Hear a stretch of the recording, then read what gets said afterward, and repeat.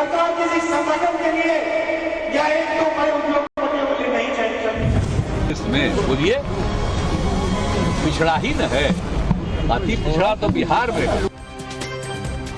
नमस्कार दर्शकों, मैं नाविका कुमार और आप जुड़ रहे हैं मेरे साथ उस शो पे जिसमें हम बताएंगे हमारे देश में लोग क्या सोचते हैं, यानी कि 2024 के चुनाव में जन गण का मन क्या कह रहा है। ये हम सारे आंकड़े आपको अगले 90 मिनट में बताने वाले हैं। 2024 को लेकर तर्कश से तीर पर तीर निकल रहे हैं।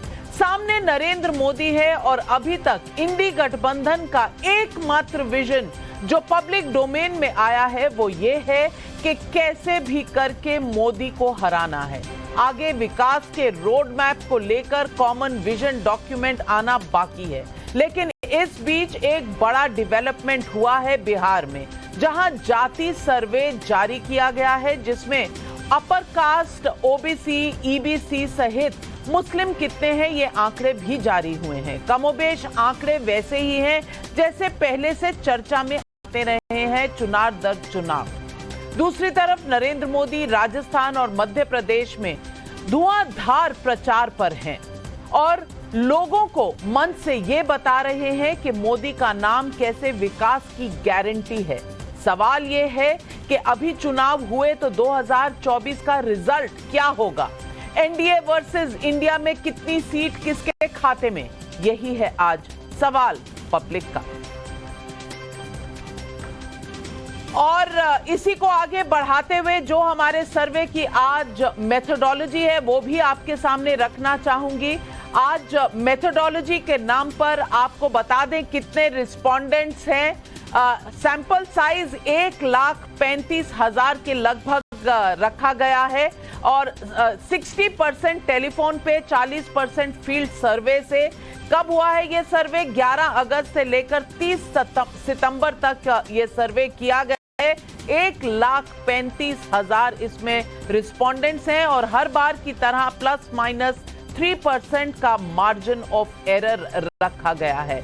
तो इससे पहले कि हम आगे बढ़ें और देखें, सबसे पहले हम उठाएंगे 4 वो राज्य जो चुनाव में जा रहे हैं, जहां राज्यों के चुनाव होने वाले हैं। लेकिन पहले मैं मिलवा दूं आपको हमारे तमाम गेस्ट से, हमारे पैनलिस्ट से। हमारे साथ स्टूडियो में जुड़ रहे हैं शहजाद पूनावाला, बीजेपी के राष्ट्रीय प्रवक्ता हैं। तहसीन पूनावाला राजनीतिक विशेषज्ञ हैं, कांग्रेस को सपोर्ट कर रहे हैं। हर्षवर्धन त्रिपाठी वरिष्ठ पत्रकार हमारे साथ जुड़ रहे हैं। आशुतोष वरिष्ठ पत्रकार हमारे साथ जुड़ रहे हैं और शैलेंद्र मंडल जेडीयू के महासचिव भी आज हमारे साथ बिहार से जुड़ रहे हैं। लेकिन पहले चलते हैं नंबरों की तरफ और नंबरों में सबसे पहले देखते हैं छत्तीसगढ़, मध्य प्रदेश, राजस्थान और तेलंगाना के नंबर। ये 4 राज्यों के नंबर हम जल्दी से स्क्रीन पर लाएंगे। आज लोकसभा चुनाव में अगर चुनाव हो जाए मध्य प्रदेश में तो 29 सीटों वाले मध्य प्रदेश में 25 से 27 सीटें एनडीए की यानी कि मोदी गठबंधन की, 2 से 4 सीटें इंडी गठबंधन की यानी राहुल गांधी लीड करेंगे, कांग्रेस मेन ऑपोजिशन पार्टी है, अन्य 0 क्योंकि इंडी गठबंधन में ही सब शामिल हैं। वोट शेयर पर अगर जाएं तो लगभग 53% वोट शेयर है बीजेपी का, एनडीए का। इंडी का इस वक्त 40% का वोट शेयर लगभग है यानी कि 13% पीछे। अन्य वोट शेयर है 7.2%। तो बीजेपी 25 से 27 सीट पर आगे दिख रही है। तो एडवांटेज मोदी, यही है आज मध्य प्रदेश के रुझान जो आपके स्क्रीन पर आ रहे हैं। अगला राज्य हमारे स्क्रीन पर छत्तीसगढ़ आ रहा है। 11 सीटें आती हैं लोकसभा में छत्तीसगढ़ से। एनडीए 7 से 9 सीटें मिल सकती हैं। 2 से 4 सीटों का इंडी गठबंधन का इस वक्त रुझान नजर आ रहा है और अगर वोट परसेंटेज देखें तो वो भी आपके स्क्रीन पर आ रहा है। वोट परसेंटेज में बीजेपी लगभग 48.7% और इंडी गठबंधन 46.9 यानी कि 47% के लगभग, यानी कि अभी भी लगभग 2% का गैप है दोनों में। अन्य जो पार्टियां हैं उनको 4.4।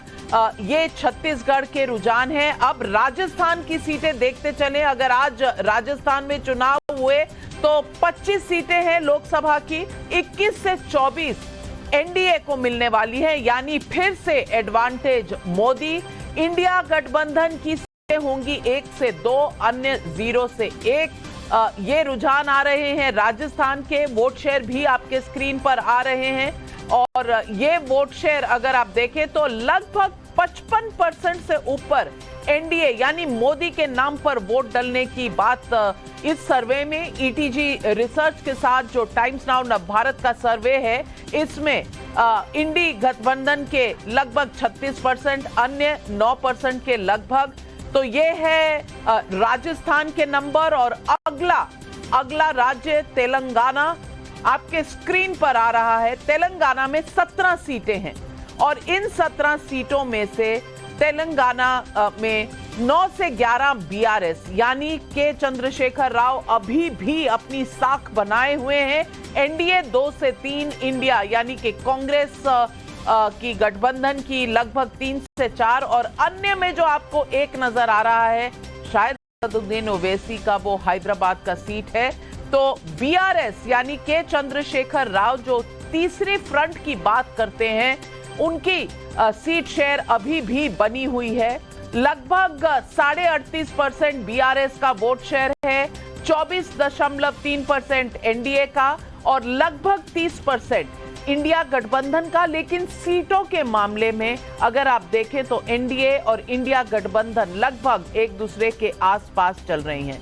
सबसे पहले अगर मैं इन पूरे सीट्स के हिसाब से देखूं तो शहजाद पूनावाला, मोदी का करिश्मा, मोदी का जो एक पॉपुलैरिटी इंडेक्स है, वो कम से कम ये 4 चुनावी राज्य, चाहे राज्य के चुनाव में कुछ भी हो, इन 3 राज्यों में कम से कम मध्य प्रदेश, छत्तीसगढ़ और राजस्थान में तो मोदी का डंका बोलता है। तेलंगाना में एक्सपेक्टेडली वहां केसीआर यानी बीआरएस, कांग्रेस फिर भी पीछे। देखिए, एक बात तो क्लियर है इन आंकड़ों से। अगर आप देखेंगे मध्य प्रदेश में भी जो हमारा वोट शेयर है वो 2019 के चुनाव की तुलना करें तो बढ़ रहा है और 50% प्लस है। राजस्थान, और वहां पर डिफरेंस 13% का है इंडी गठबंधन से। राजस्थान में 55%, वहां पर भी 2019 की तुलना में बढ़ रहा है और वहां पर 20% का डिफरेंस है। तेलंगाना में भी मुझे जहां तक याद है 2019 में हमारी 20% वोट शेयर आई थी, 24% आप बता रहे हैं। इसका मतलब कि एंटी इनकम्बेंसी छोड़िए, आज पहली बार भारत की राजनीति में प्रो इनकम्बेंसी को जिसने राजनीतिक शब्दकोश में इजाद करने का काम किया है, उसका प्रभाव 2 टर्म के बाद भी इस प्रकार से दिख रहा है। इसका मतलब ये सीधा सीधा विश्वास, विकास और किस प्रकार से भारत को आगे बढ़ाने के लिए मोदी जी ने काम किया है, उसके लिए एक पॉजिटिव मैंडेट है। और इसीलिए चारों राज्यों में जहां पर कांग्रेस पार्टी तो कह रही कि हम ये राज्य जीत जाएंगे, वो राज्य जीत जाएंगे, उसके बावजूद भी अगर प्रधानमंत्री मोदी जी को अगर इस प्रकार का समर्थन मिल रहा है, इसका मतलब ये प्रो इनकम्बेंसी वाला वोट है। और जहां तक मेरा आकलन है, आपने सीटें के आंकड़ों में जो भी दिया है, तेलंगाना में हमारी सीटें कम से कम उससे दुगनी होगी, ये मैं आपको निश्चित रूप से दे सकता हूं। और आने वाले विधानसभा चुनाव में ही देख लीजिएगा कि वहां पर किस प्रकार से भारतीय जनता पार्टी का उदय होता है।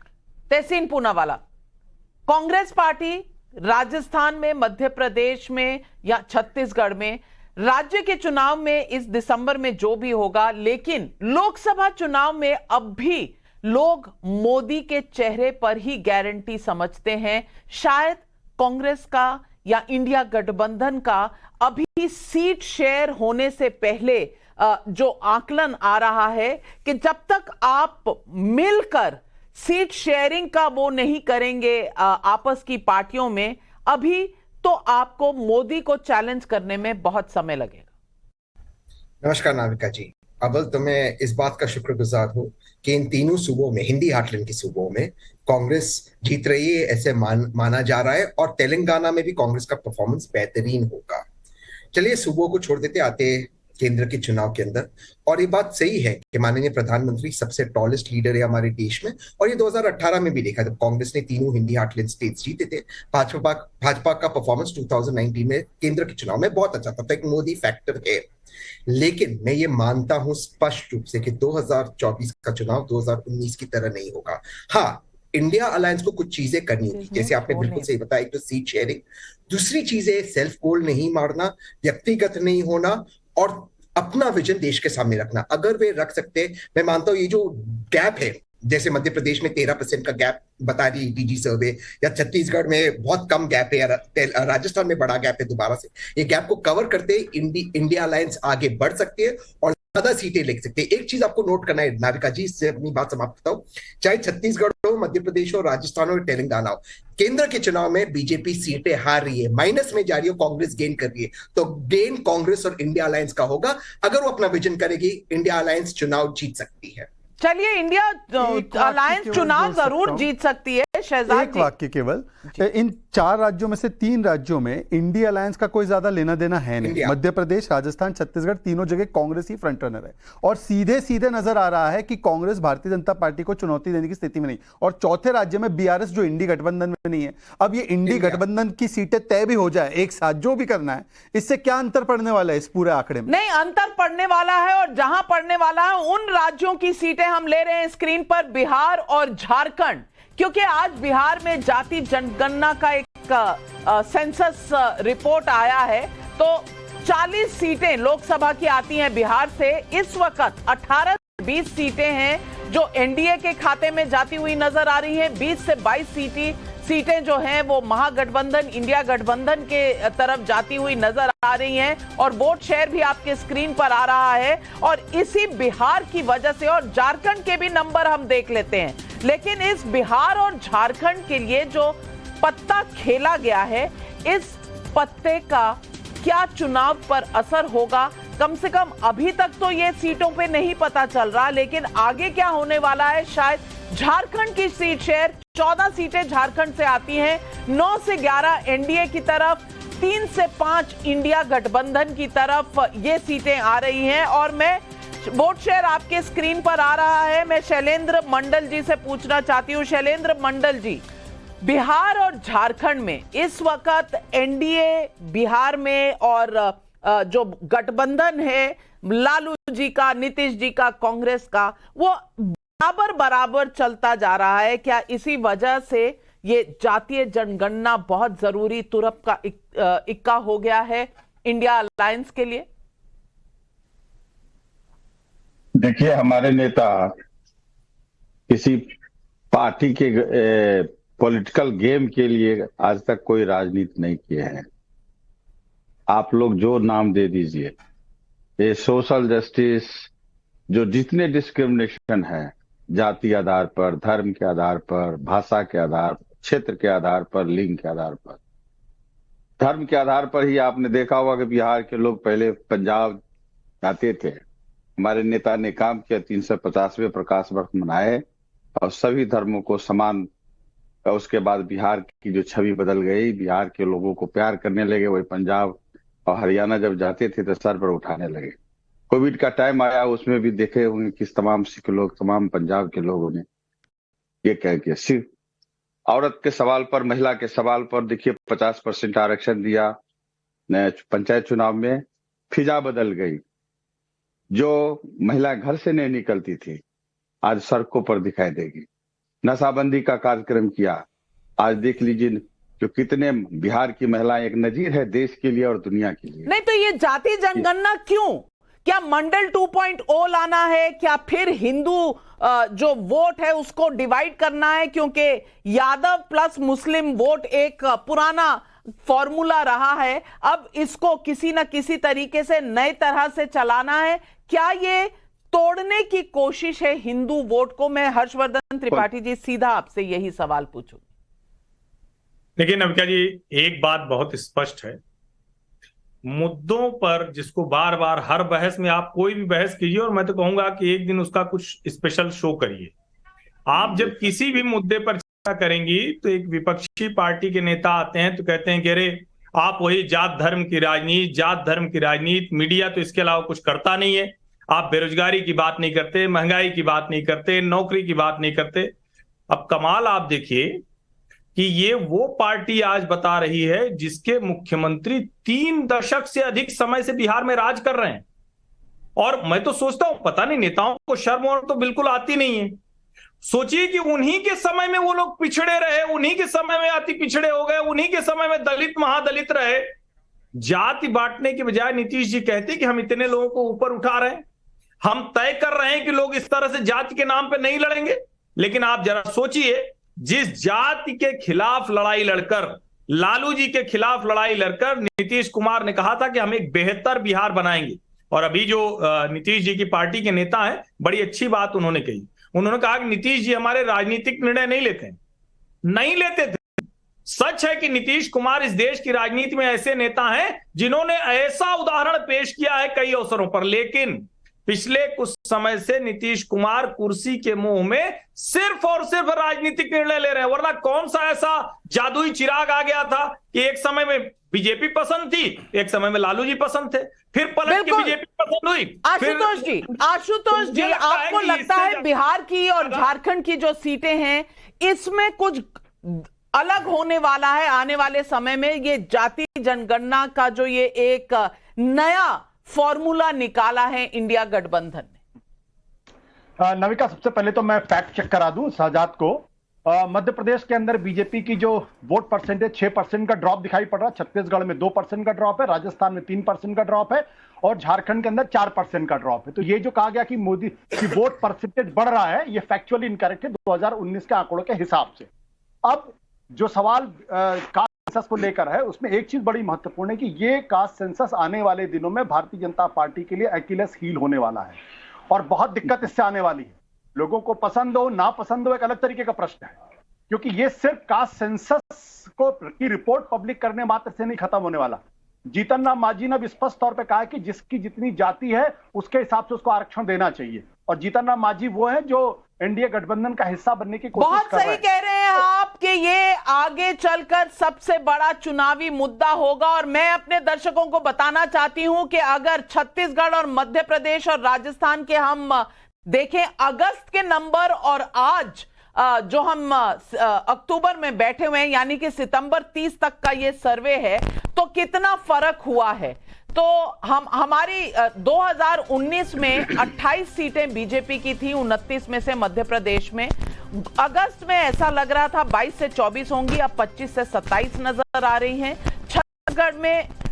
छत्तीसगढ़ में अगर हम देखें तो छत्तीसगढ़ में हमारी सीटें बढ़ती हुई, यहां मध्य प्रदेश में बढ़ती हुई बीजेपी का थोड़ा सा इंप्रूवमेंट हुआ है अगस्त और सितंबर के बीच में। और ये कांग्रेस एक सीट जीती थी 2019 में, 5 से 7 जीत रही थी अगस्त में और अब 2 से 4 पर नीचे आ गई है। ये मध्य प्रदेश के नंबर हैं जो थोड़े से बदले हैं। छत्तीसगढ़ में बीजेपी के नंबर 9 सीटें आई थी 11 में से 2019 में, 6 से 8 नजर आ रही थी अगस्त में कि बीजेपी पाएगी, लेकिन अब 7 से 9 यानी कि मोदी का मैजिक कुछ चल रहा है। और मध्य प्रदेश छत्तीसगढ़ में दोनों तरफ मोदी के नाम पर सीटें बढ़ती हुई नजर आ रही। कांग्रेस की 2 सीटें थी 2019 में, 3 से 5 सीटें दिख रही थी अगस्त में, अब 2 से 4 थोड़ा सा डाउन हुआ है। क्यों हुआ है ये ट्रेंड आगे भी बढ़ता रहेगा कि नहीं, ये हम देखेंगे। जुड़े रहिएगा हमारे साथ, क्योंकि कुछ नंबर आए हैं। अब हरियाणा, पंजाब और पूरा हिंदी हार्टलैंड, सारे राज्य हम आपको दिखाने वाले हैं। अगर आज चुनाव हुए भारत में, अभी तक के सर्वे में सबसे बड़ी बात जो सामने आई है, 6 राज्य हम देख चुके हैं। मध्य प्रदेश, छत्तीसगढ़ में लगभग 50 दिनों में बीजेपी को बढ़त हासिल हुई है। एमपी में बीजेपी 2019 वाले आंकड़े के करीब पहुंची है। छत्तीसगढ़ में भी बीजेपी को 50 दिन में बढ़त मिली है, यानी कि अपने 2019 के परफॉर्मेंस की तरफ जा रही है बीजेपी। और इन 6 राज्यों में अगर देखा जाए तो इस वक्त बिहार में भी बीजेपी और महागठबंधन लोकसभा चुनाव में एकदम एक दूसरे के साथ साथ हैं, बस एक आधी सीट का इधर उधर फर्क है और यही है अब तक के रुझान। लेकिन अब हम देखने वाले हैं हरियाणा, दिल्ली, पंजाब और हिमाचल प्रदेश, उत्तराखंड। हम सबसे पहले हरियाणा के नंबर ले रहे हैं स्क्रीन पर। हरियाणा में 10 सीटें हैं, एनडीए को 7 से 9 सीटें आने का इस वक्त रुझान नजर आ रहा है। इंडिया अलायंस 1 से 3, अन्य को 0। ये आपके स्क्रीन पर हैं। अगर आज चुनाव हुए तो हरियाणा में क्या रहेगा, वोट शेयर की गिनती भी आपके स्क्रीन पर आ रही है।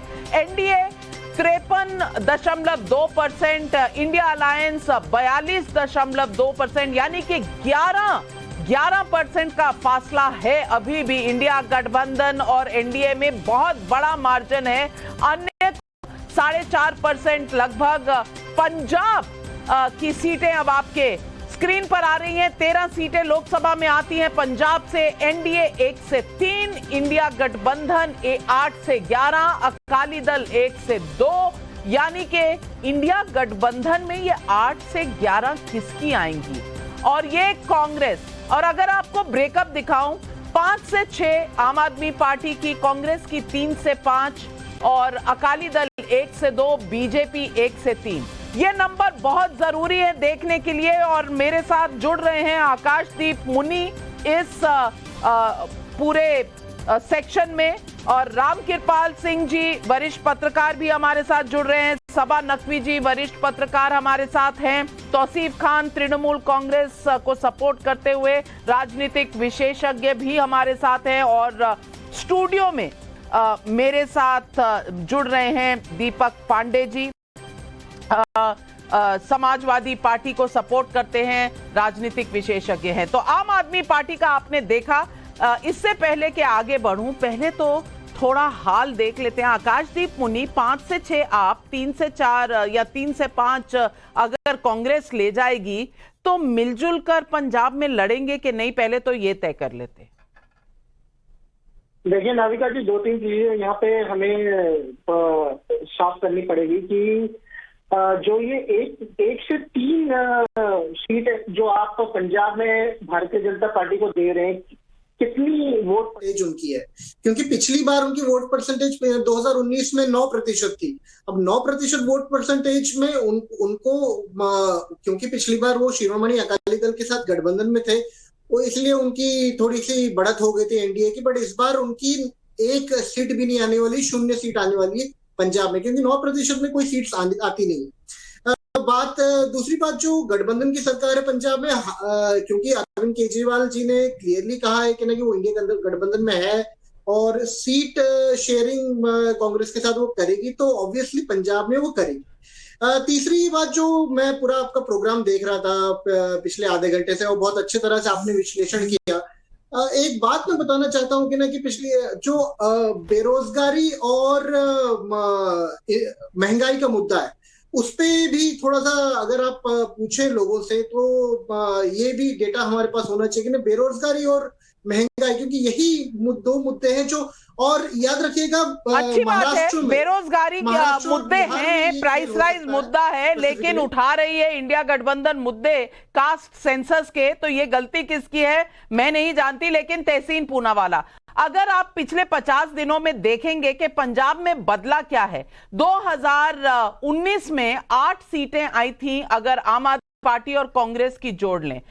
9 से 11 सीटें लग रही थी अगस्त में, लेकिन अब ये 8 से 10 लग रही हैं, यानी कि आपसी लड़ाई में कहीं ना कहीं थोड़ा सा असर हो रहा है नंबरों पर। तहसीन पूनावाला, क्या आम आदमी पार्टी कांग्रेस साथ लड़ेगी, हाँ या ना? नाविका जी, इसके पहले मैं एक चीज का जवाब दे दूं। आपने एक सवाल पूछा कि कास्ट सेंसस क्यों। मैं दोबारा से आपके शो पे कहता हूं, हर बार कहता हूं, जिसकी जितनी संख्या भारी उसकी उतनी हिस्सेदारी हम लेकर रहेंगे। कोई कितना भी रोक दे वो रोक नहीं पाएगा। लेकिन जो आपका सवाल है, मूल सवाल, मैं राजनीतिक विश्लेषक जो है, आपका जो समर्थक है मुनि जी, उनसे एक चीज से इत्तेफाक रखता हूं कि भाजपा को पंजाब में ठीक उतने ही सीटें मिलेगी जितने माननीय प्रधानमंत्री जी के प्रेस कॉन्फ्रेंसेस, यानी कि 0।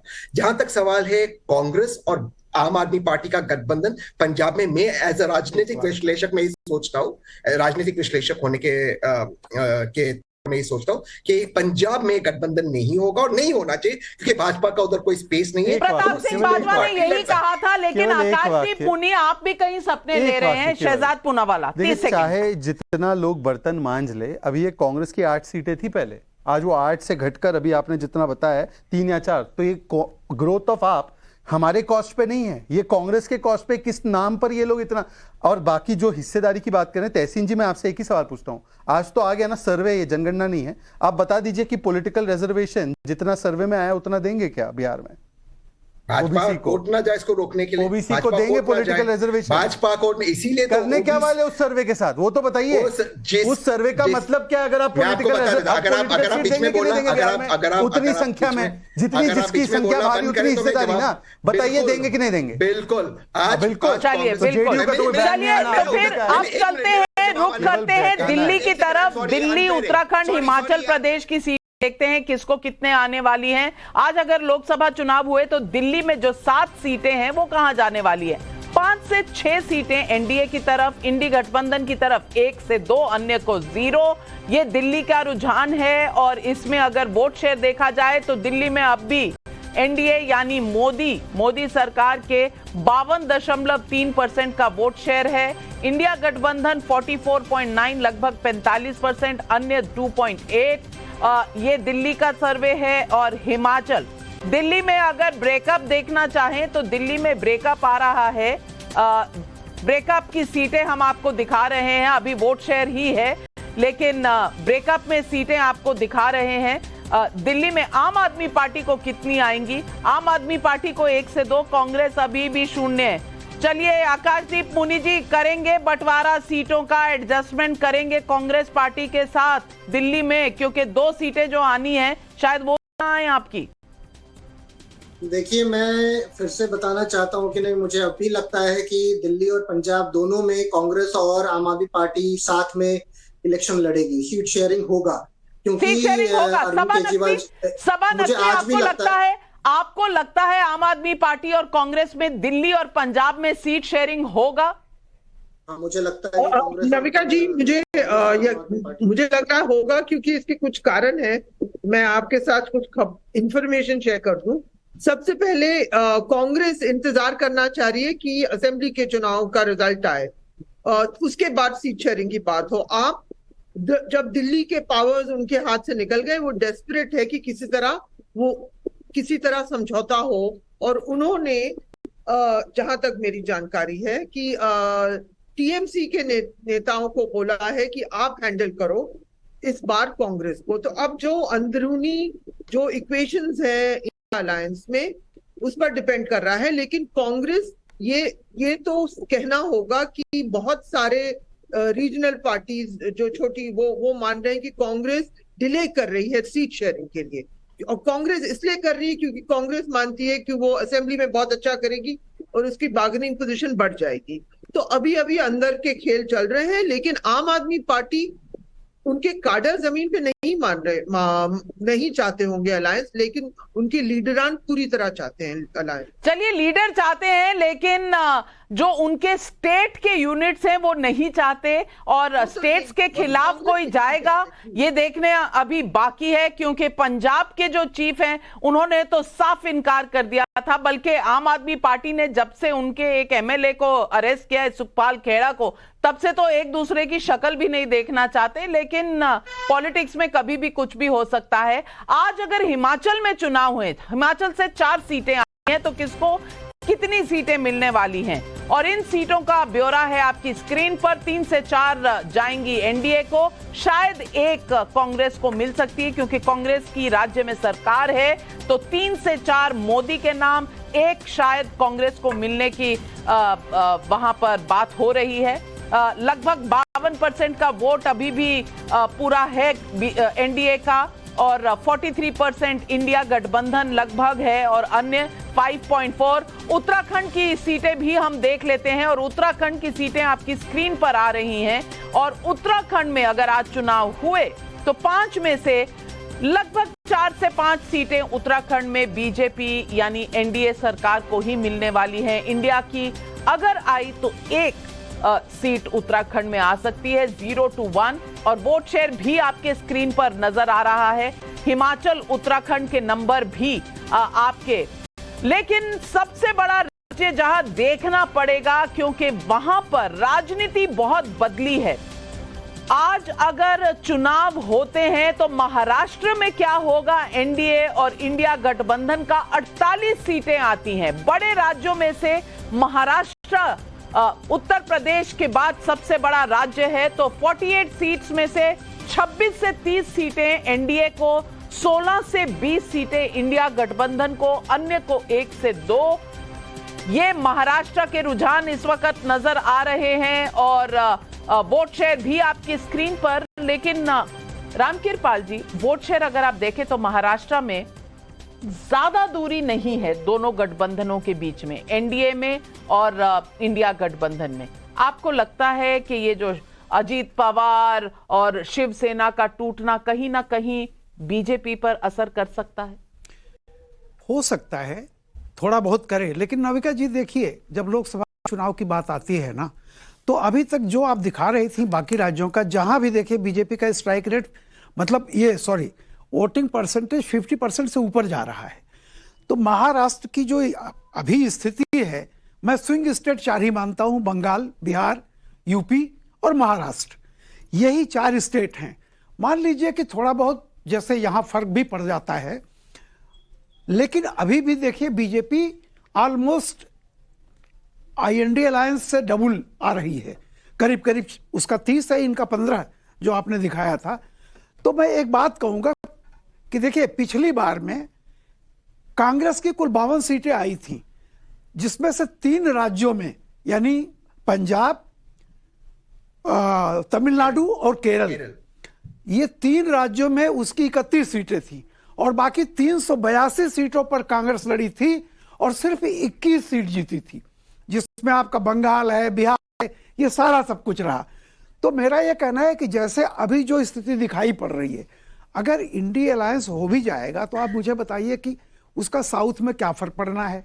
लड़ना यही है। नॉर्थ में क्या फर्क पड़ना है? जैसे उत्तर प्रदेश में आप जान रही हैं कि मायावती एसपी, बीएसपी और जो भी होना है बीजेपी में होना है।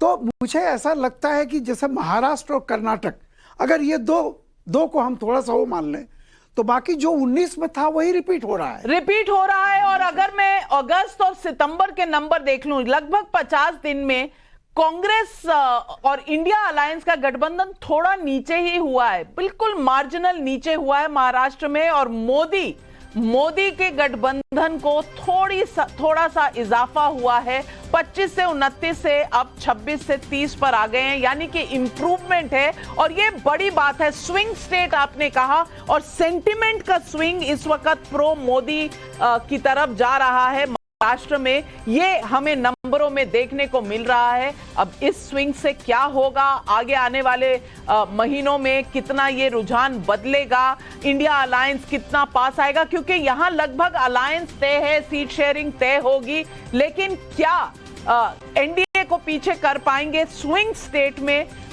ये बड़ा सवालिया निशान है। इसके बाद चलते हैं गोवा की तरफ। गोवा में 2 सीटें हैं और गोवा की सीटें अगर आप देखें तो लगभग दोनों सीटें बीजेपी के खाते में जाने वाली नजर आ रही हैं।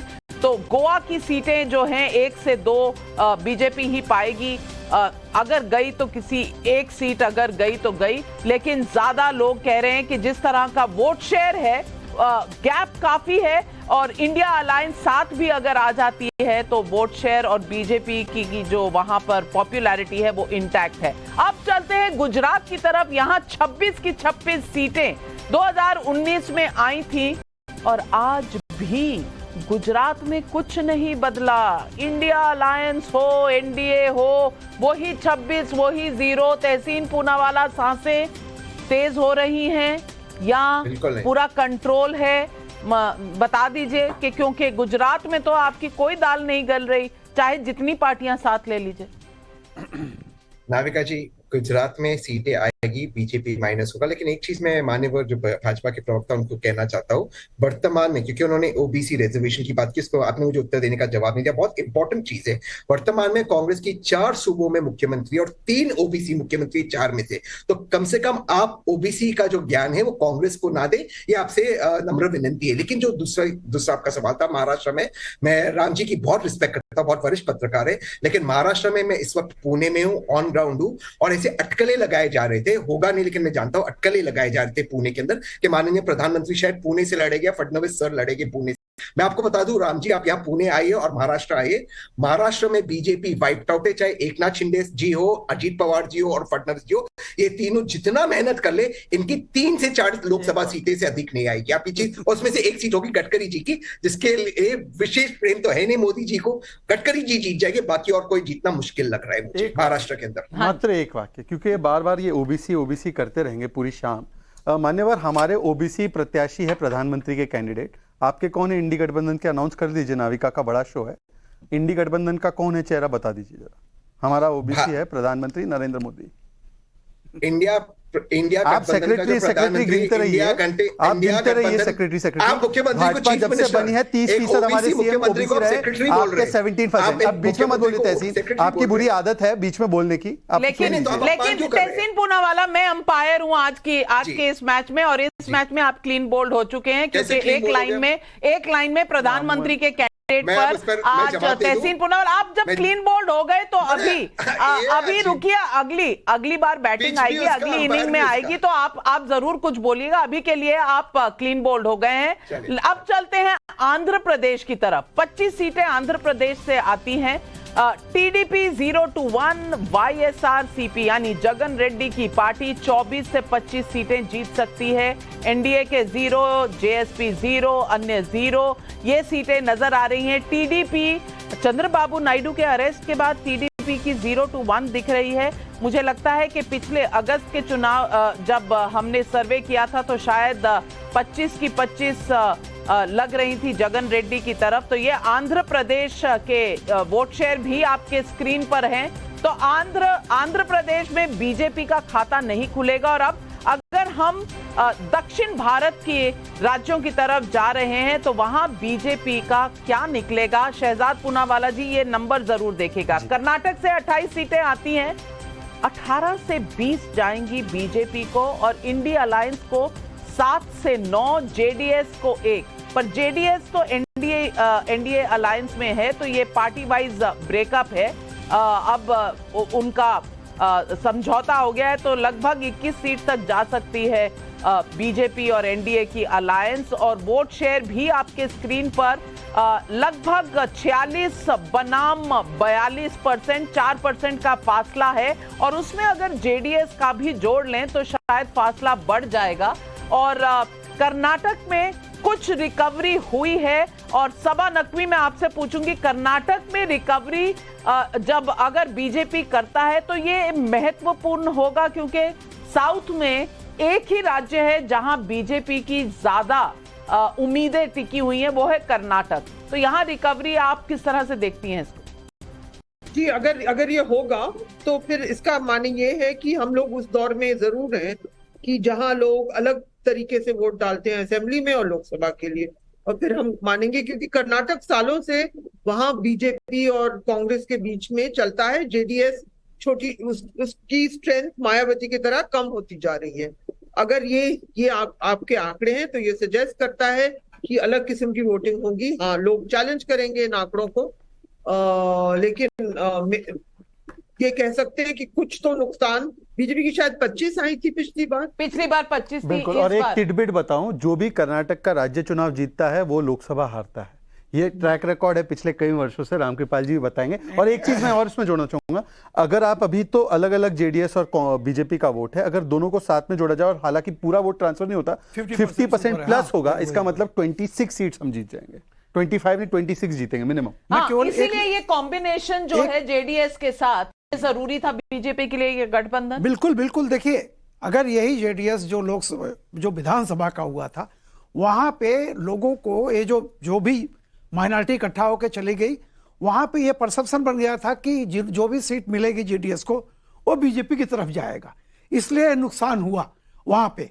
और अगर क्लियर कट मान लीजिए पहले से ही इनका समझौता हो गया होता तो स्थिति डिफरेंट होती। एक जो भी सभा नकवी जी कह रही थी, मैं बता दूं 85 में राजीव गांधी जब 400 सीट लेकर के आए तो पहला काम उन्होंने किया, कर्नाटक विधानसभा को भंग कर दिया और 100 दिन के भीतर वहां चुनाव हुए। रामकृष्ण हेगड़े जनता पार्टी के थे, जिस कर्नाटक की जनता ने 85 में सारी सीटें राजीव गांधी को दी थी, उसी जनता ने विदिन 3 मंथ रामकृष्ण हेगड़े जनता पार्टी को अपना मुख्यमंत्री चुना और 18 मार्च 1985 को रामकृष्ण हेगड़े ने शपथ ली थी। तो देखिए ऐसा नहीं है कि पहली बार है, कर्नाटक की जनता, कर्नाटक में ये पहले भी हो चुका है। लेकिन अब बढ़ते हैं केरल की तरफ। यहां तो कोई गठबंधन होने वाला नहीं है, पहले से ही कह दिया है सीपीएम ने कि हम कांग्रेस के साथ नहीं जाएंगे। तो यहाँ इंडिया गठबंधन नहीं, यहाँ पर तो हमें ब्रेकअप देखना पड़ेगा पार्टियों का। 18 से 20 सीटें दिखा रही हैं, लेकिन पार्टियों का अगर हम स्टैंड देखें तो यहाँ पर 11 से 13 सीटें कांग्रेस को जाएंगी, आईयूएमएल 1 से 2, सीपीएम 3 से 5, अन्य 1 से 2। बीजेपी का खाता शायद खुल सकता है, हमेशा उम्मीद रहती है, लेकिन अब तक खुला नहीं बीजेपी का खाता केरल में, लेकिन उम्मीद हमेशा रहती है। लेकिन ये केरल के जो रुझान आ रहे हैं, यहाँ कांग्रेस को बढ़त मिल सकती है पिछली बार के मुकाबले। तो वायनाड ही रहेगा राहुल गांधी का क्षेत्र के सीपीएम कह रही है आप कहीं और से लड़ाइए राहुल गांधी को। क्या करेंगे तहसीन पूनावाला जी? राहुल गांधी जी तय करें कि उनको कहां से लड़ना है। माननीय राहुल गांधी जी देश में कहीं से भी लड़ सकते, माननीय प्रधानमंत्री मणिपुर से नहीं लड़ सकते, माननीय प्रधानमंत्री केरल से नहीं लड़ सकते, हार जाएंगे। राहुल गांधी देश में कहीं से भी लड़ सकते, ये उनमें क्षमता है। अमेठी से उत्तर प्रदेश में लड़ा और जीता, उत्तर प्रदेश से लड़े और जीते, उसमें क्या बात है, हार जीत चलती। माननीय ओवैसी जी ने तो चैलेंज किया, हैदराबाद से लड़वा दीजिए, लड़ेंगे राहुल गांधी। वही तो बता रहे हैं, आज आपके शो पे सिद्ध हो गया कि ओवैसी जी राहुल गांधी जी को हराना चाहते, ना कि नरेंद्र मोदी जी को। इसलिए मैं कहता हूँ, जैसे आज देवेगौड़ा जी की पार्टी बी टीम साबित हुई बीजेपी की, मैं तो हमेशा कहता रहता था कि ओवैसी साहब बी टीम है। तेलंगाना के स्टेट इलेक्शन क्यों लड़ रहे हैं ये लोग? क्या बीआरएस को हराना चाहते हैं, बीजेपी को नहीं हराना चाहते वहां पे? तेलंगाना मतलब क्या लॉजिक है भाई? ये बोल्ड होने नहीं आया है, ये पूरा बोल्ड होने आया है। लेकिन Saba Naqvi, on a serious note, Saba Naqvi, south India का मैं चाहती हूं आप नंबर्स देखिए, और वहां छोटी छोटी हम जर्नलिस्ट देखते हैं, छोटी छोटी स्टोरीज हैं, कहानियां हैं और राजनीतिक टेकअवेज हैं।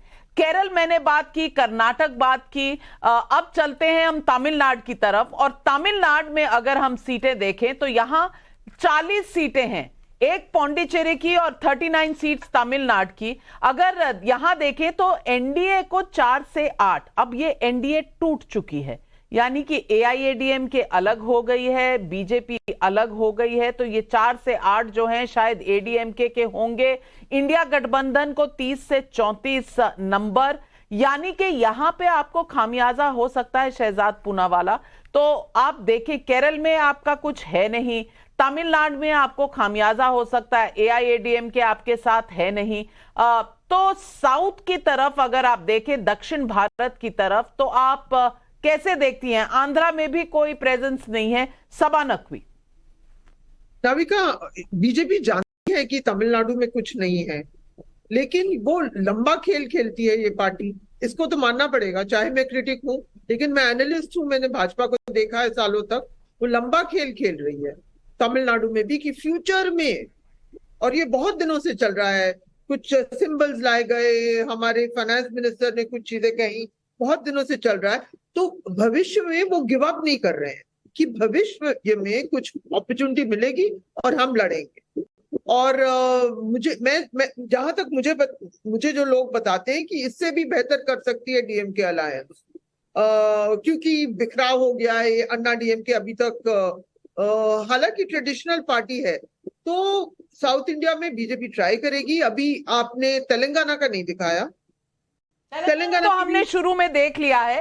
तेलंगाना में हाँ, हमने पहले उसमें 5 इलेक्शन बाउंड स्टेट्स को देखा है। लेकिन इस वक्त के बड़े टेक अवेज अगर मैं दर्शकों को बता दूं तो टाइम्स नाउ नवभारत ईटीजी सर्वे में आंध्र प्रदेश में वाईएसआरसीपी का बोलबाला 24 से 25 सीटें, एक सीट का शायद कहीं ना कहीं टीडीपी का चांस है। एनडीए को 0 सीट्स। कर्नाटक में एनडीए 18 से 20 सीटें, लेकिन इसमें जेडीएस अगर जोड़ दें तो शायद ये सीटें ऊपर और वोट शेयर भी ऊपर जाएगा। 50 दिन में कर्नाटक में बीजेपी को कुछ फायदा हुआ है, ये बड़े टेक अवेज हैं। और तमिलनाडु में इंडिया को भारी बढ़त मिल रही है। बीजेपी एनडीए टूट गई है यहाँ पर, तो शायद नुकसान होगा बीजेपी को जाकर तमिलनाडु में। और केरल में कांग्रेस आगे दिख रही है, सीपीएम पीछे। तो क्या सीट शेयरिंग का कोई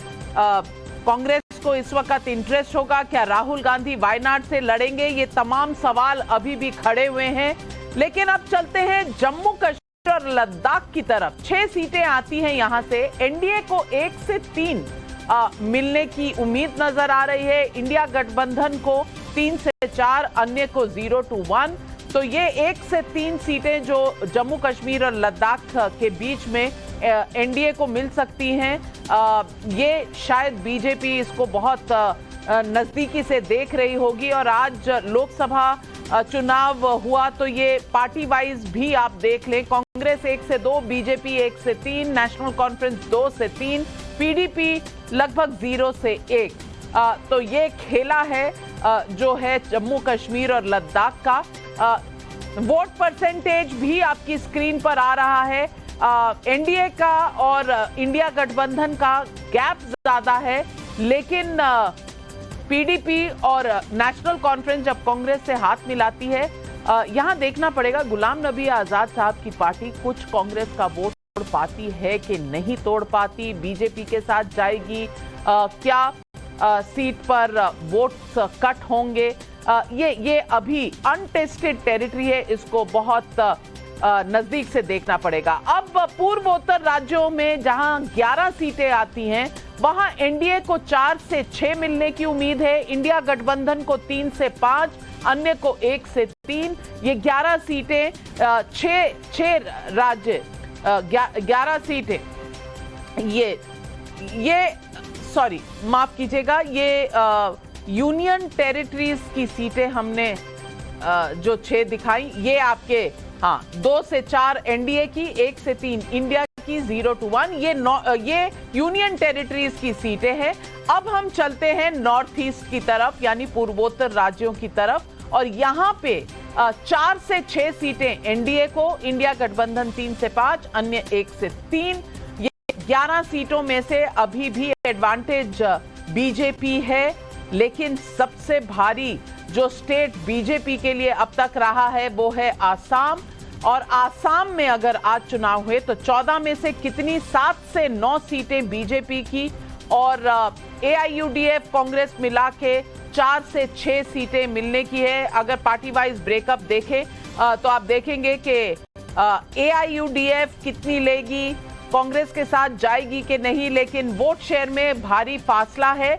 हिमंत बिस्वा शर्मा एक और मुख्यमंत्री हैं जो स्विंग करा सकते हैं वोटों को। तो क्या वो लगभग 6 सीटों से संतुष्ट होंगे या उनका भी टारगेट बढ़ाया जाएगा, ये देखने की बात है। लेकिन आसाम में अगर आप देख रहे हैं तो बीजेपी की सीटें जो हैं, अब कंपैरेटिव डेटा देखें तो बीजेपी का जो पिछले 50 दिनों में है, कुछ पलड़ा भारी हुआ है असम में। यहां पर 2019 के चुनाव में 9 सीटें मिली थी बीजेपी को, अब लगभग उसी रेंज में आ गए। पहले थोड़ा पीछे चल रहे थे 6 से 8 के बीच में, अब 7 से 9 के बीच में। तो कुछ बेहतर हुआ है बीजेपी का जो रुझान है असम में।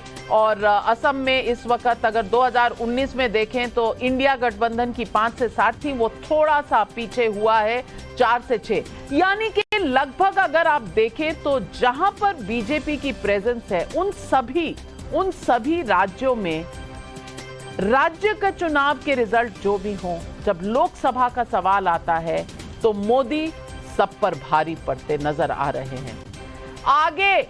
आगे आने वाले 3 बड़े राज्य हैं उड़ीसा, उत्तर प्रदेश और बंगाल। और हमारे साथ तौसीफ खान जुड़े हुए हैं आने वाली हूँ आपके पास। सबसे पहले देखते हैं एक फैक्ट से हम लोगों ने 200 ऑलरेडी क्रॉस कर लिया, उत्तर प्रदेश बंगाल गिनने से पहले। आपको तो 300 करना है ना क्रॉस।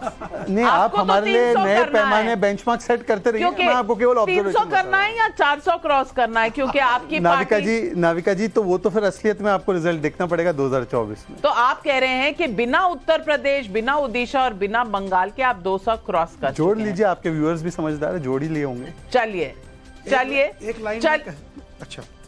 लाइन में कह सकता हूँ जी, बोलिए। जो आप देख रही थी कि केरल में जो भी एक गेन कर रही है कांग्रेस, पंजाब में उतना ही नुकसान होगा। तो कुल मिलाकर के 2019 की स्थिति, क्योंकि पंजाब, केरल और तमिलनाडु ये जोड़ करके इनकी 31 सीटें थी, बाकी रेस्ट इंडिया से सिर्फ 21 सीटें कांग्रेस की थी। तो अगर आप देखिए तो पंजाब में उतना ही कम होगा जितना केरल में गेन कर रहे हैं। तो मामला वही है करीब करीब। देखते हैं, अभी तक हम 26 सीट, एनडीए गठबंधन 17 से 19 सीटें आएंगी, यानी कि Mamata Banerjee all the way. और इसमें अगर हम पार्टियों का रुझान देखें तो ये बहुत इंटरेस्टिंग होगा, क्योंकि अब तक 0 पर है असेंबली में सीपीएम भी और कांग्रेस पार्टी भी। इसमें कांग्रेस को 1 से 2 सीटें, बीजेपी 17 से 19, तृणमूल कांग्रेस लगभग 19 से 23। यानी कि तौसीफ भाई, कांग्रेस पार्टी को कितनी सीटें देंगे? देखिए नाविका जी, इस पे पहले भी ममता बनर्जी ने स्टेटमेंट दिया था कि जो पार्टी जिस क्षेत्र में, जिस इलाके में, जिस कॉन्स्टिट्यूएंसी में जीतने के काबिल होगी बीजेपी के अगेंस्ट, उन्हें वैसा ही पोजीशनिंग करना चाहिए। तो आज के डेट में हम जानते हैं कि कांग्रेस की पोजीशन एमएलए असेंबली में 0 है, सीपीएम की भी 0 है। एमपी में चलिए वो मुर्शिदाबाद से सीट होल्ड करते हैं, तो इसके फैसला ले लिया जाएगा।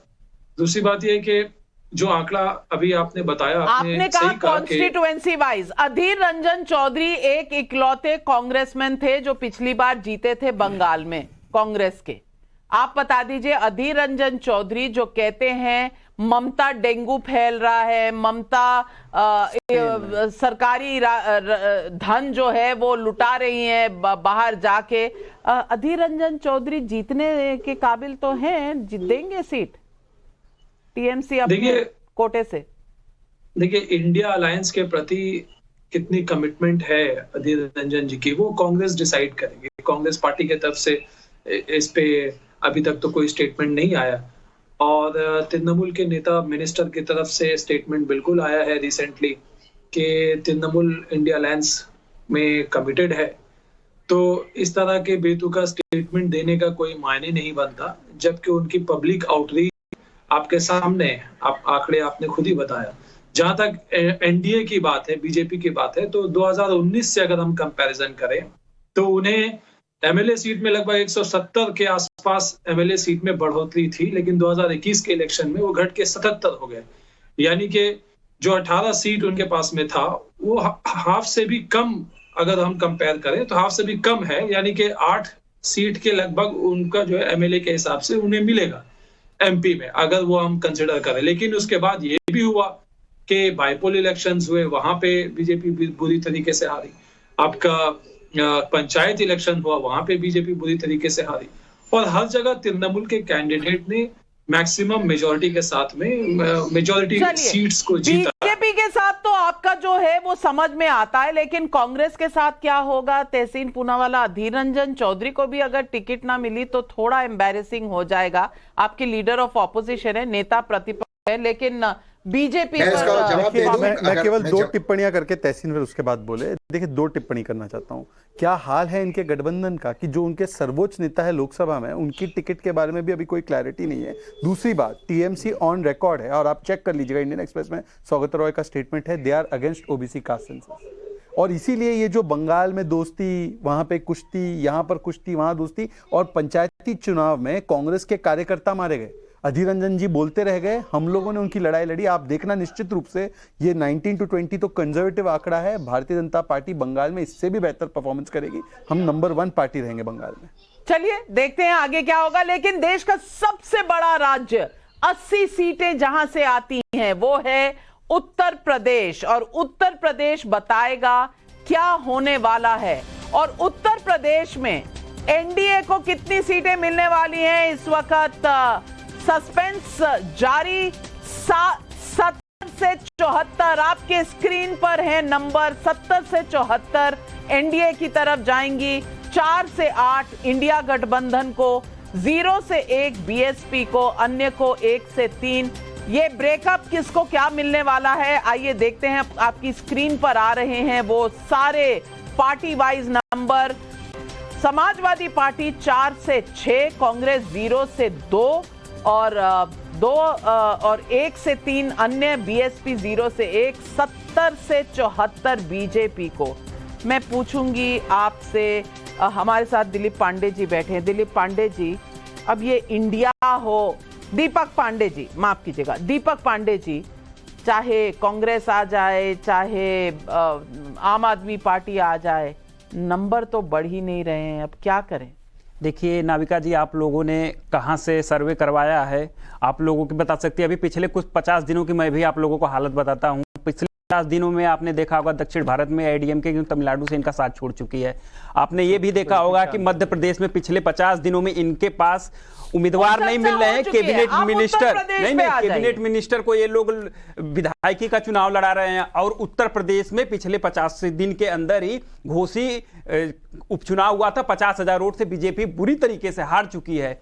तो उसके बाद भी अगर आपका वो ये कहता है कि मोदी जी की छवि सुधर रही है, और आपने देखा होगा पिछले 50 दिनों में ऐसा हुआ कि मोदी जी अपने ही कभी भी जो बैकफुट पे नहीं जाते थे, उन्होंने महंगाई के ऊपर बैकफुट पे गए और 200 रुपए गैस सिलेंडर का दाम कम किए। तो इनको कहीं ना कहीं हार का डर सता रहा है और ये लोग बैकफुट पे जा रहे हैं। और आप पता नहीं कहां से सर्वे करवा के लेके आ रही हैं, कर रही हैं कि ये लोग इंप्रूव कर रहे हैं। ये ऐसा कुछ नहीं है दीपक पांडे जी, ऐसा ही है, जब नंबर कहीं से आते हैं और पसंद नहीं आते हैं तो लोग सर्वे को, तो हमारे भी तो आंकड़े हैं वो आपने कंसीडर किए। लोग आपने घोसी को कंसीडर किया कि नहीं किया? आपने मध्य प्रदेश से जो चीज देखने को मिल रही है उसे कंसीडर किया कि नहीं कंसीडर किया? आपने एआईडीएमके को कंसीडर किया कि नहीं किया? रिसर्च ने सब कुछ कंसीडर किया। और ये चीजें जब हम बोले ये भी फैक्ट है, आप अपना फैक्ट रख रहे हैं, हम अपना फैक्ट रख रहे हैं। 1,35,000 का जो सैंपल है वो काफी बड़ा है। लेकिन मैं सबा नकवी जी, आप पत्रकार हैं और उत्तर प्रदेश को आप कम से कम बहुत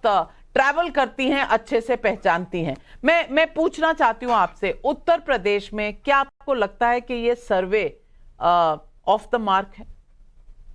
नाविका, मुझे नहीं लगता है कि ऐसा हो सकता है, क्योंकि मैंने 1 महीने पहले ही लिखा था कि उत्तर प्रदेश एक ऐसा गढ़ है गुजरात के बाद जहां बीजेपी को हराना बहुत मुश्किल है। उसके 2-3 कारण है। एक तो हिंदुत्व है, एक लाभार्थी है, एक है सारा काशी मथुरा, सब तीनों साइड उधर है। अयोध्या, प्रधानमंत्री की सीट वहां है और आदित्यनाथ योगी की भी अपनी छवि बनी हुई है। और लेकिन हमेशा मैंने देखा है लोकतंत्र में कि जब विपक्ष कमजोर दिखता है, कि लोगों को पता भी नहीं, अगर उनके मन में कुछ हो कि हम किसी और इनको निकालना चाहें, लग नहीं रहा, लोगों को क्लैरिटी नहीं है कौन इनको हराएगा। ये यूपी में है, ये आपने अभी बात की, महाराष्ट्र में वो अभी नहीं है, बिहार में भी वो भी नहीं है। लेकिन ये स्थिति है अब यूपी के, क्योंकि ये कास्ट सेंसस आया है। अब वो लोग कह रहे हैं कि बिहार पूर्वांचल इलाके में जहां घोसी है, लेकिन ये बहुत मजबूत पकड़ है। और यूपी का एक और कारण मैं आऊंगी आपके पास, यूपी का एक और कारण, लेकिन ओवरऑल नंबर लेने का समय आ गया है, क्योंकि ये नंबर आपके स्क्रीन पर आ रहे हैं। अगर आज लोकसभा के चुनाव हुए तो किसको कितनी सीटें? एनडीए के नंबर आपके स्क्रीन पर 297 से लेकर 317 नंबर हो सकते हैं एनडीए के, यानी कि अगर एवरेज भी ले लें, बीच का पॉइंट भी ले लें, तो लगभग 310 के करीब, 309 310 के करीब होंगे ये नंबर। और इंडिया गठबंधन 165 to 185, वाईएसआरसीपी 24 से 25, बीजेडी 13 से 15, बीआरएस 9 से 11, अन्य 11 से 14। मैं पूछना चाहती हूं, and I will quickly go across the table. बता दीजिए मुझे। इंडी में कांग्रेस का जो है आपके स्क्रीन पर, ये स्क्रीन पर है कांग्रेस कितना 56 से 76। कितना रिपीट मैडम? 56 से 76। अभी कितना है? अभी 52। अच्छा, इतना समय नहीं है। तहसीन पूनावाला, तहसीन पूनावाला बढ़ जाएंगी उसमें। बाकी सब तो रख दीजिए। कांग्रेस जो है 26 से 76 पर अगर है और मोदी जो है वो 300 पार हैं, तो भैया क्या इंडी सरकार और क्या आपके सपने, क्या होगा इनका? 2024 आते आते ये परिस्थिति बदलेगी और कांग्रेस और इंडिया अलायंस के सबसे बड़े जो कैंपेनर है, स्टार कैंपेनर, वो माननीय प्रधानमंत्री नरेंद्र मोदी जी है।